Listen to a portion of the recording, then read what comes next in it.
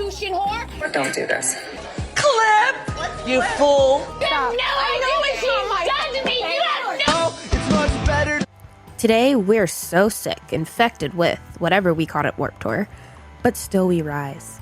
We're talking BravoCon, Warped Tour, Real Housewives of Potomac and Salt Lake City, and Southern Charm today. Let's go, saddies. Hey, I'm Monique. And I am Cornholio, Molly's pet snake. And I'm glad she found. My other one was, and I am turning into a man at the stroke of midnight. Wait, what's that from? That is from, that's from Jazzy's wedding. I can't even remember who said it. I think it was Wendy said it. Ashley's turning into a man at the stroke of midnight, so we have to leave. Which, by the way, the Pride event was the next day, so I don't know why they had to leave, but anyway. Oh, I thought it was the same day. No, it was like 17 hours later. Well, they had a flight also. So? I mean, I don't know. This is not my business. But... Do you want to start with Cornholio's Mama's show or Potomac today? You know what? I have some Southern Charm notes. We can start with that. Let's do it. I don't have any.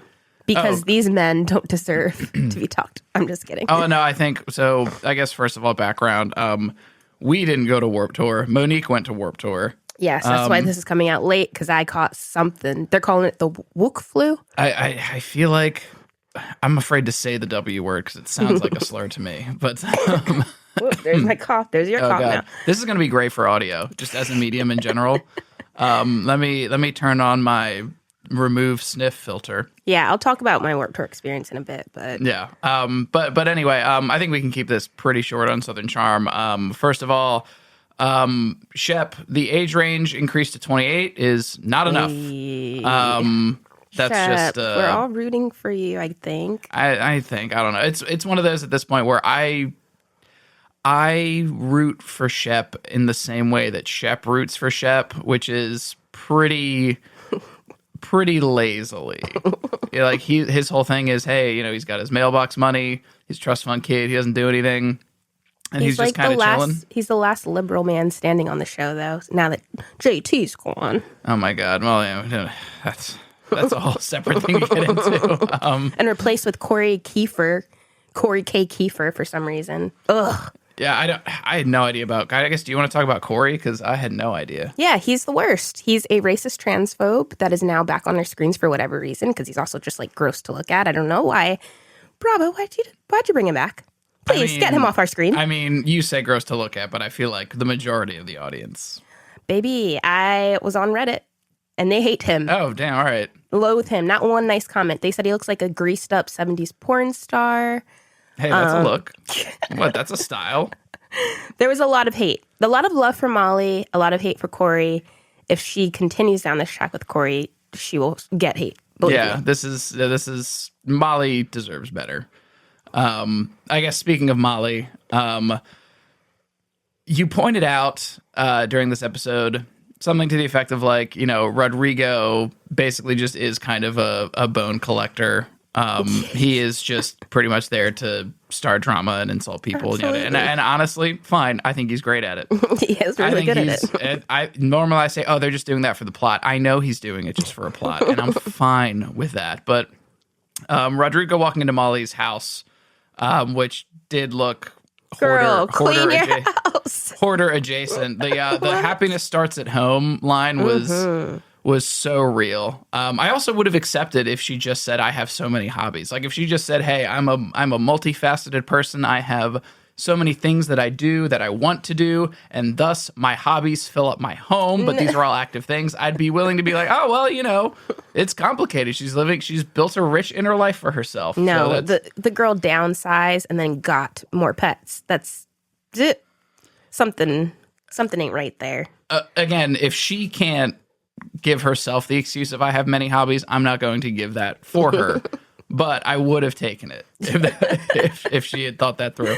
But no, it does make me think of like, I think this is like early on when we were married, and I was like, it was like a rough week at work, and I was definitely like in a mood that week, and then like I think you went in and you were like, oh, the house is a mess, and you like, oh yeah, it was just like you like vacuumed, and then suddenly I was like, oh my God, I feel so much better. And then you were like, yeah, because like that's important. Yeah, I hadn't cleaned in like 2 weeks. Yeah, I mean, it's obviously pause here. It's on both of us, but I do know, like, we do get anxious when there's a lot of clutter around. Yeah. And I think most people do. They might not be aware, but I think that's the point I was trying to make, was Right, that I was unaware at the time of like how deep of an effect that can have on you psychologically. yeah. Like, Rodrigo's real for that. And that's a lesson for everyone at home. Clean your shit. Maybe that's why she also cried at the party when she missed her band concert. Missed a There's like concert. something happening. No, she's living my anxiety. I have dreams regularly. 2 types of anxiety dreams. One is that it is finals week it's finals week, and I have not been to multiple courses even once all semester. I have no idea what's going on. I don't even know who my teacher is or where the class is. Mine's always math. The other one is it's tech week for a big play, and I'm a secondary lead, and I have not even been to a single rehearsal or learned any of my lines, and I'm trying to learn them on the fly during Happened tech to me week. before I got kicked out of that play. I cannot even imagine. But all that to say, she actually did it. She actually had a band concert and just didn't go. And she missed it for Corey K. Kiefer too, from talking to him, which is really annoying. That is and then he crazy. like walked away when she got sad. He basically was like, "Ill." He's like, Don't do I'm not that. dealing with this. Which that's where that's on brand. That's always been his brand. An a-hole. Yep. Justice for Sam. I'm trying to think what else. Speaking of Chet being the last liberal man on the show with JT leaving, I have a note about JT dogging Vanita again. I just don't believe the story. Next, move on. Oh, okay. All right. Well, I don't think her recollection of that timeline is accurate. I'll just say that. yeah, you're allowed.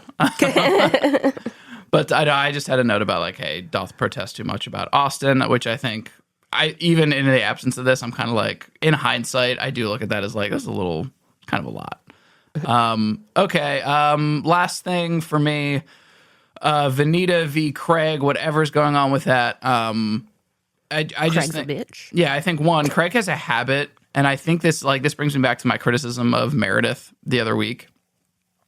In the lawyerism of it all. I think Craig has a habit of adding words or intent to what other people say and do when it's not there. So Like what they did to JT.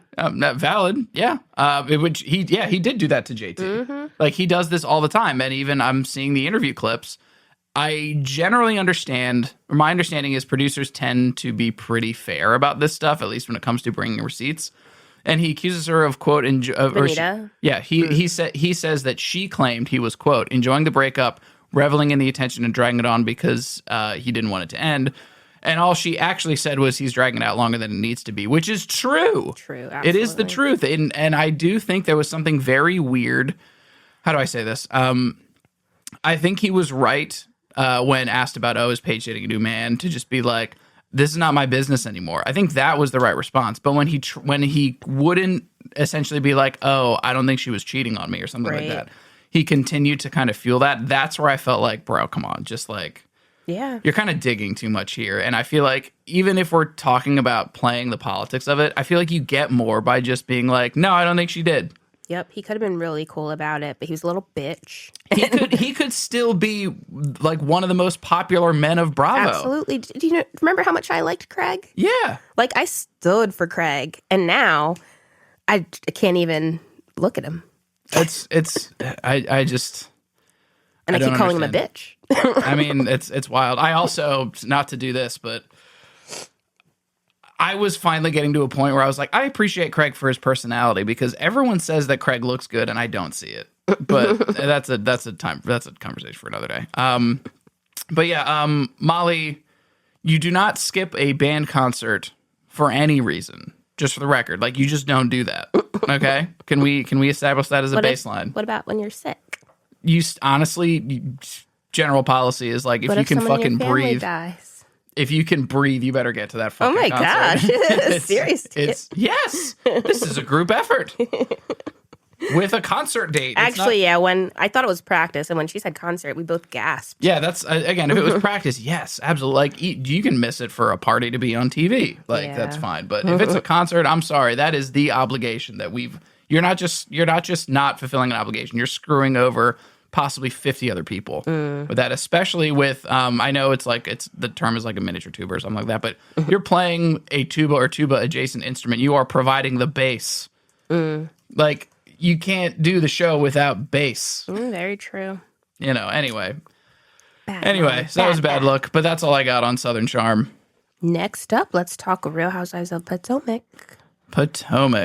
So Sunday's episode, again, had Jazzy's wedding and then the Pride event, and also Monique Samuels is back in our lives again. Yes. Bring back Candace. I mean, That was a real cough, but also, like, relevant. I thought Candace left on her own accord, and I thought Monique was kind of asked to leave. I'm not 100% sure, but you're correct. I was struck by, hey, you really got a bird to replace T'Challa? And I don't want to pet shame here, but I think it's worth noting T'Challa made it 2 to 3 years of age is about how long he lasted. Do you know what the average lifespan of a gray parrot is? 40 years. I know. 40 years. That's an abortion. I'm sorry. That bird did not have a chance. And I do think, Monique should probably give some light second thoughts to additional pet ownership. Also, I'm extremely not surprised that the essential oils girlie is now on a quote spiritual journey after fucking throwing hands on television. Hey, she looks really good though. Yeah, she looked good before. Now she actually looks like the healing journey, awakening path did do something. Because, like, usually if you fix your insides, your outsides follow. And I think, I'm going to believe that her childhood trauma caused her to react that way. She's now healed from it. I think won't be throwing hands. I think anyone who sells essential oils, I'm immediately suspicious of any self-improvement that they claim, especially if it's a spiritual journey. It just sounds like not a grift for money, but literally like a grift for she's grifting herself and along with the rest of the cast. I just speaking of, I thought it was quite telling that in Talking Head interviews, Monique and Ashley are talking about how they stayed in touch after she left the show. And Monique asked, what does your friend circle look like these days? First of all, I thought you two were in touch. Second of all, it's on television. Yeah. She didn't know about the Ashley Giselle apparel line. Right. You two did not keep in touch. And all their pictures were from like 10 years ago. Yeah, you two did not keep in. You don't know that she launched a clothing line? Called GNA. That had an entire fashion show? Called GNA. Like, what do we do? Anyway, whatever. Yeah, that was a lie, obviously. Also, speaking of Ashley, her face is starting to morph. I don't know what she's getting done, but she should definitely stop. I did not notice this. Yeah, it's like very like weird and tight around like the nose and mouth area now. You'll start to notice it.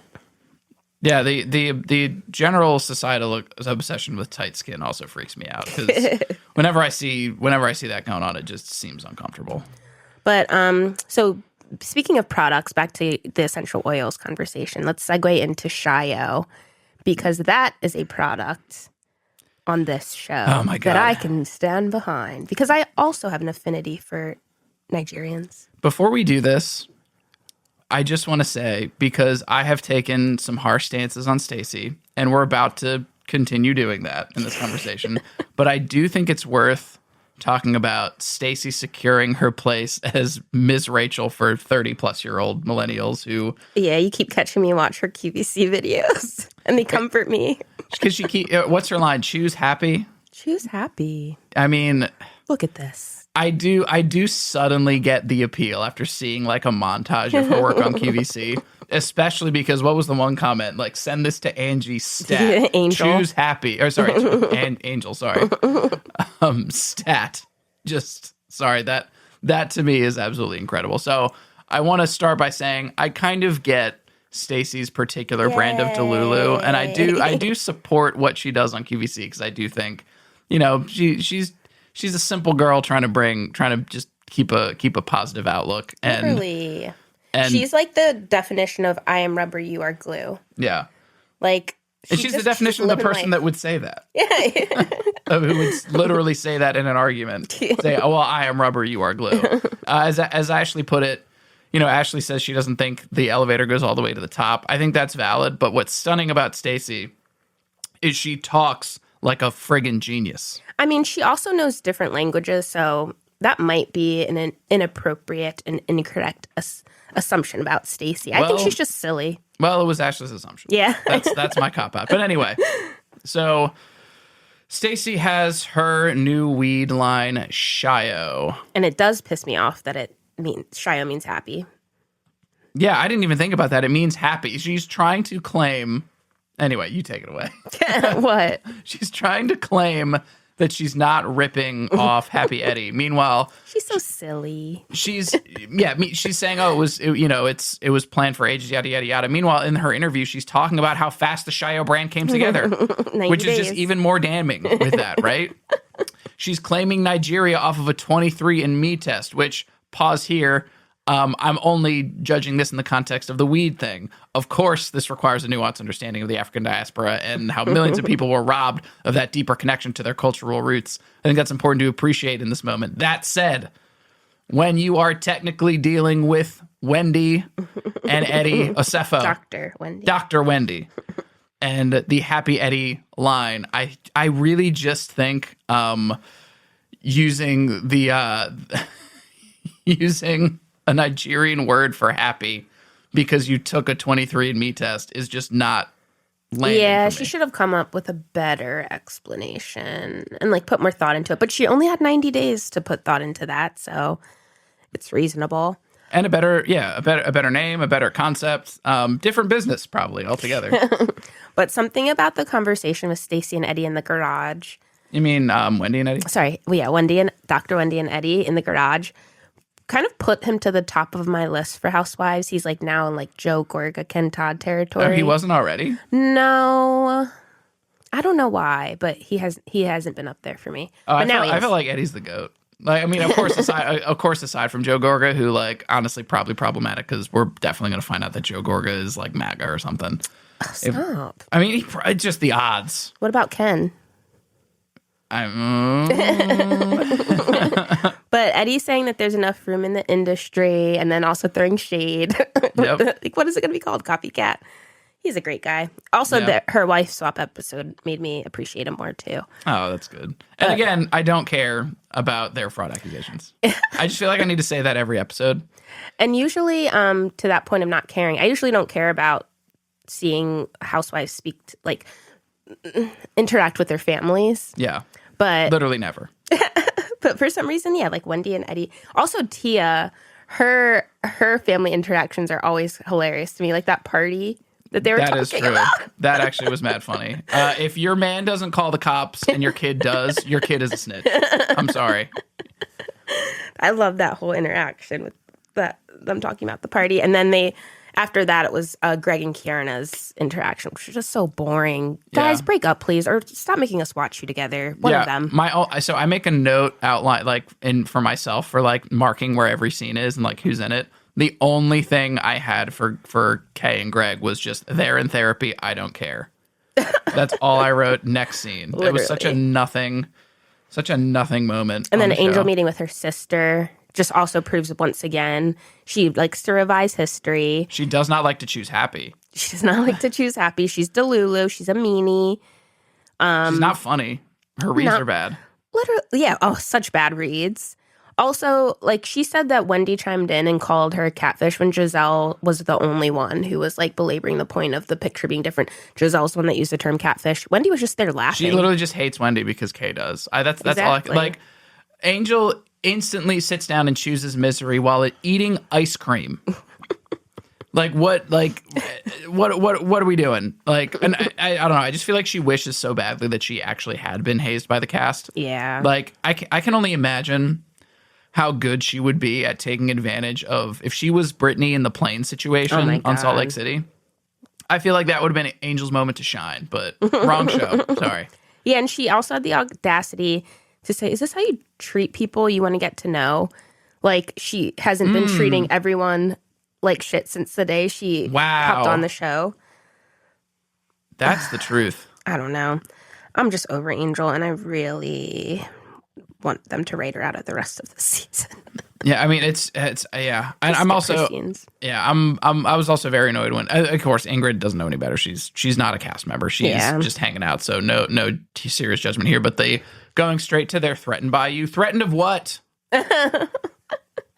That you're gonna come and upend the show that they already made a hit. Are you crazy? Delusional. And then also coming at the woman's look, saying like Wendy uses permanent filters. First of all, I was watching Dr. Wendy on the BravoCon stage footage. She was beat to the gods. Like, she just knows how to dress herself and do her makeup. She's not permanently using filters. Like you, Angel. So maybe I think she meant permanent filter by like surgery or something. Oh, okay, maybe then. But also I don't care because whatever, she did a good job. Yeah, exactly. And it isn't fucking miserable. Again, Wendy's funny. Yeah, having a great time with silly Stacy all season long. And then Ash TOP brought Monique to meet the other woman, and it ends with Kay being messy as usual, trying to bring Stacy down, bring Monique on to her side, which I hope does not happen this season. I mean, that is the smart move for Kay, though. Like, she essentially has to expand her sphere of influence because all she really has is Angel right now. Like, it was so bad that she fucking left in the middle of Wendy's birthday. Like, it's just crazy to me that you're like an event like Pride where literally there's just so much like love and happiness and joy at those types of events for Kay to like, again, bring her dark cloud energy to that by trying to hype Monique Samuels up about a relationship that seemingly never even happened. Weird, messy, unnecessary. Yep. Moving on. Go ahead. So I just have a few things I also want to get out. Speaking of Pride, quote, "This is my first Pride" by Stacey. Yes, we could tell. Ashley, in my opinion, gets a tip of the hat for doing nicknames that were good and weren't mean. And I think it's on Giselle that she couldn't handle being her shirt saying "serving jizz." I know, I feel like, so good. I'm like, that's a you problem, Giselle. Unfortunately, you call yourself Jizzy, so like, what do you expect? Yeah. Also, I am really noticing a pattern with Giselle of like accusations of inauthenticity, which is what she gave Monique in that scene. Didn't she just say that about Stacey? And it brings me to, this isn't a hard rule, but like whenever someone's main beef with another person or group of people is they're fake, I really do start to be a little suspicious of the person making the accusation. Like, okay, so your beef with them is just you think they're fake. I know nothing you else. Hate that. Like, I'm not saying it's not valid sometimes, but I don't know. Well, speaking of fake, Brittany's fake accusations of Meredith got her a high body count hair party. Again, these are, at this point, I think we can safely assume these are not fake accusations. Sorry. I just want to dry you up. But if you really want to be angry, if you want, how do I say it? If you want anger at Meredith that fits into your narrative for this. Yeah, let's hear it. I want it. Listen, I will never forgive Meredith for what she did on a plane, because it gave us basically an entire episode of Brittany, an entire storyline of Brittany. So much Brittany. She was 1% of the show, and just a little. She was a punchline. She was always catching strays. She literally was Charlie Brown with the football every episode. That's her bit. That's her thing. Now we got to do all these scenes with her, rightfully so. But like, this is. It was too much. Meredith really thought she did her big one, I feel like, on that plane. Or was getting some real revenge, and now she's lucky that the only consequence is Brittany gets a lot of screen time. It was just too much screen time for Brittany. That's why I don't have a lot of notes on this episode, because it was mainly Mary's church and Brittany. Yeah, I mean, I can breeze through a couple things. First of all, I was actually proud that Brittany got the joke right away about high body count hair. She took one look and knew it, so I was impressed by that. I thought the Build-A-Bear theme was A1. Yeah, great work. Every single animal was better than that fucking unicorn. What about Mary's? Still better. It is better to have a stuffed animal that says nothing than to have Jared Osmond's voice saying, "You are loved." Like, insane. Trying to think what else. I mean, Jared and Brittany meeting in the park was so crazy. Oh my God. That Her was just walking into the wilderness. also that they somehow got a clip of like him walking and the camera walking with him that really made him look like a movie monster. Like it felt like I was being chased and I was uncomfortable. There were so many ups and downs in that 5-minute interaction where like first that's nice, I needed this, that weird long hug. Oh my God. And that made me feel bad for her, especially by the end. Yeah, and then he just went straight into being like, why were you flirting with people and blah, blah, blah, blah. How about you stay stable for longer than 5 minutes was so insulting, especially because it's so fucking vague. It's so like we're here on the show, just talk about it. Like, what is your actual issue?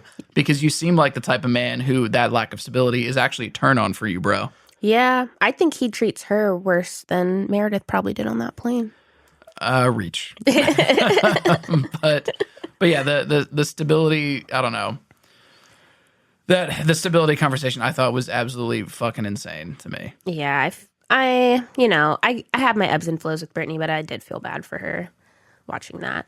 Then Bronwyn and Todd, I've now done I did a 100-degree turn, not a 180 on Todd earlier in the season where I just did not like him last season. Yeah. And the first few episodes, I was like, I guess I like him again. I'm back to not liking him. Yep. I'm over Todd. Said it last week with the reason, again, I stand on, he really just does not want to be on the show and will do anything to not film. But it's clearly because it gets in the way of his shenanigans. Shenanigans. And I don't think it's fair for, like, he started that conversation about his infidelity or looking at girls' pictures, whatever he was doing, saying like, oh, well, usually we communicate and we just did not do that. So I'm sorry for that. And then when she mentions that she was talking to Whitney about the situation, he got really upset. And it's like, he's like, you shouldn't be talking to anyone about this. But like, if she can't talk to you, you expect her to not be able to communicate with anyone else. That's just unfair in a relationship. So, brother, you're gone 3,000 miles away 5 days a week. Yep. Like, what do you fucking mean? She needs other relationships, and I don't think he's okay with that or like open to it. Yeah, you want to just talk to Muzzy? What are we doing? I'm trying to think. Anything else?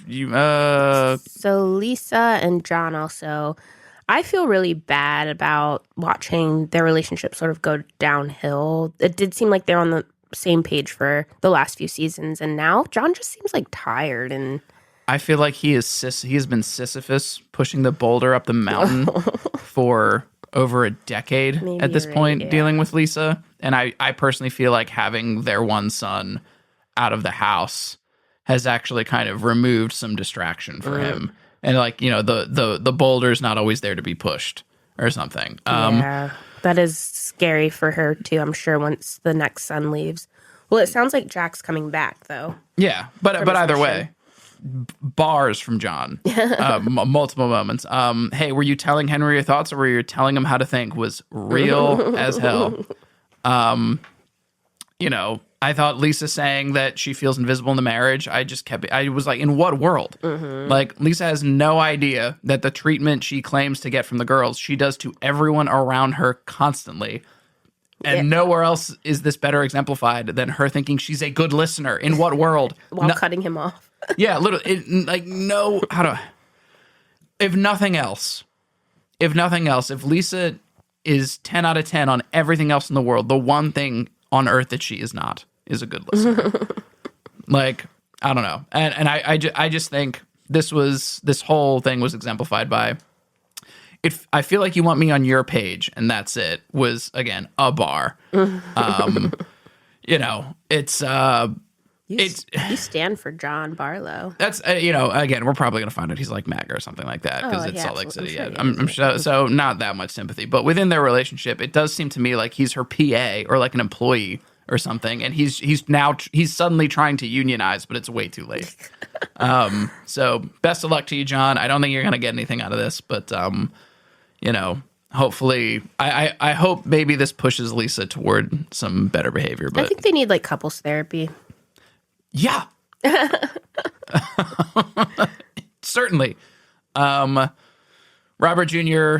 trying to get high before church, real. I know he's like, you know, in rehab and it's like not good, but you know, that would be me. So yeah, he's lucky his mom didn't make him go. I feel like mine would still force me to go to church. Yeah. She's like, you're definitely going to church now. Yeah, now you can't leave until you talk in tongues. I don't know. The church thing was fine. I wasn't impressed with the sermon from Mary, but I think that only adds to her charm that she can just kind of phone it in and she's still the prophet. Again, sure, judge it for being a cult if you want, but don't hate on the fact that she is running a cult in the cult city that is run by a bigger cult, like, like Rock and Roll Mary, whatever. I also was a little bit off.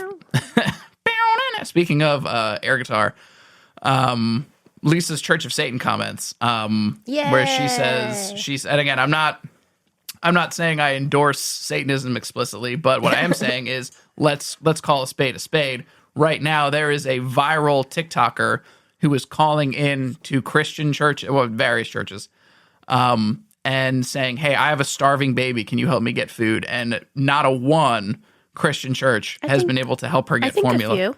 It's like one at most. Yeah. Meanwhile, any mosque she calls into gets it, right? I'm a little tired of the assumption that Christianity automatically equals even remotely morally good. It is on paper at best neutral on its face. But the Satanic Temple is known for doing charitable work more than most churches. Second of all, why are you still selling them Vita if you're so against it?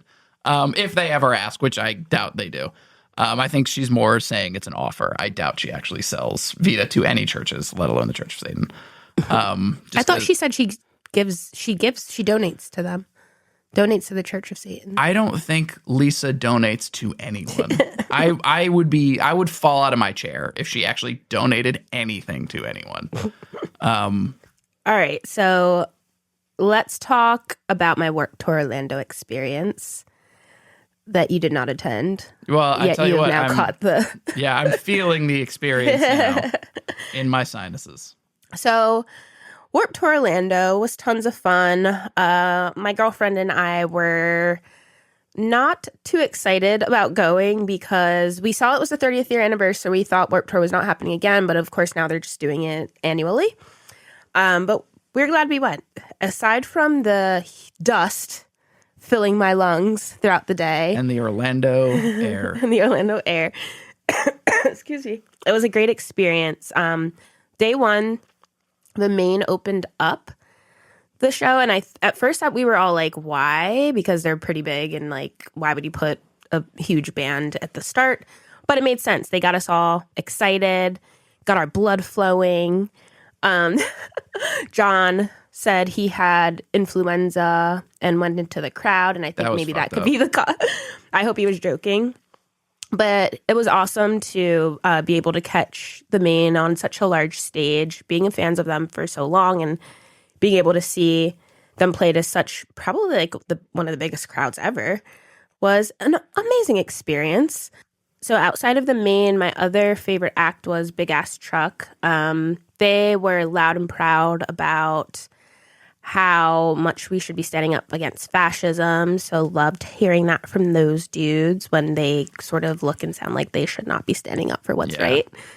So glad that they're on Warped. I was so happy to see that. When you sent me the picture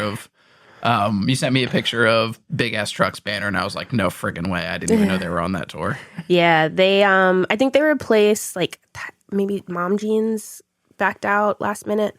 So great swap. Yeah, I was excited. And then also on day 2, Red Jumpsuit Apparatus and Wonder Years, they also shared the same sentiment about F ICE, Free Palestine, F Trump. Loved seeing that. My favorite act from that day was probably Julia Wolf. Oh, you know, I love that girl. And also, sorry, Chiodos was incredible too. Nice. But Julia Wolf was so surprising. Like, her vocals always on point. People were moshing and crowd surfing during her set, and she was so surprised and like adorably surprised. Like, oh my gosh, you guys are crowd surfing. That's so funny. But yeah, she was pretty lit. But all in all, I would say I would do it again. I would probably wear a mask or a scarf over my nose next year if I do Orlando.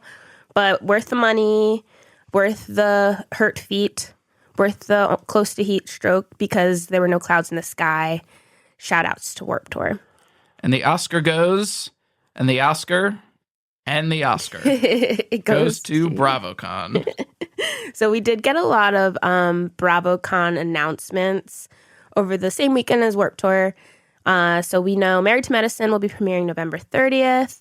Vanderpump Rules is premiering December 2nd. And Real Housewives of Beverly Hills, we already know, is premiering December 4th. But we are getting now the Valley's Persian style. Woohoo! I'm very excited for the show. Not so excited for the name. Could have just done Shaw's of Sunset. Literally, I don't know why they changed They it. they brought Miami. They resurrected Miami as is. Why not do the same thing with Shaw's? So silly, but excited to see that come back in January. They released the trailer and announced that the cast will be joining that. So super pumped. Nice. All right, that's all we got for you, saddies. All right. If you like what you heard today, please send us some Advil because I'm in pain.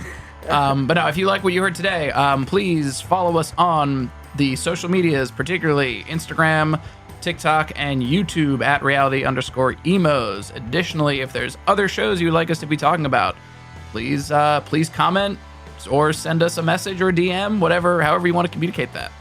But with that said, the Oscar and the Oscar and the Oscar goes to... Goodbye.